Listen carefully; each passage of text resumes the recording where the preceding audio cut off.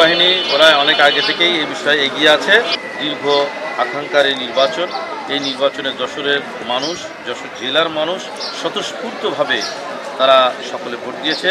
আমরা আশা করি ইনশাল্লাহ আমাদের প্রিয় নেতা খুলনা বিভাগের সাংগঠনিক সম্পাদক আলহাজ অনিন্দ্য ইসলাম আহমেদ বিপুল ভোটে জয়লাভ করবে। প্রশাসন কেমন দেখছেন? প্রশাসনের সাপোর্ট কেমন?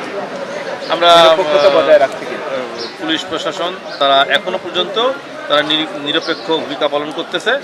আমরা আশা করব নির্বাচন শেষ পর্যন্ত তারা যেভাবে দায়িত্ব পালন করছে সেভাবেই দায়িত্বটা পালন করবে। যশোরে তো 6টি আসন কোন দিকে যেতে পারে আপনার মনে হয় এখন পর্যন্ত?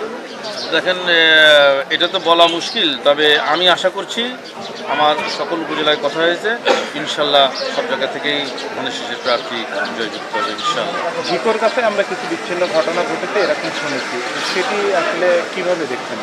দেখেন, শিকরগাছার যিনি প্রার্থী ওনার হাজব্যান্ড আমাদের সাবেক উপজেলা বিএনপির সভাপতি নাজমুল ইসলামের ওয়াইফ। এই দলে তাদের অনেক ত্যাগ আছে।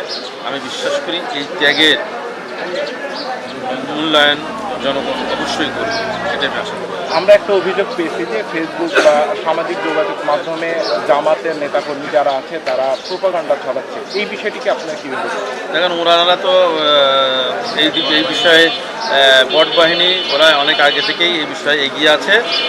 আর আমরা বা আমাদের কর্মীরা আমরা সঠিক সোশ্যাল মিডিয়ায় যেটা আমরা করি সেটা সঠিকটাই আমরা প্রচারণা করি।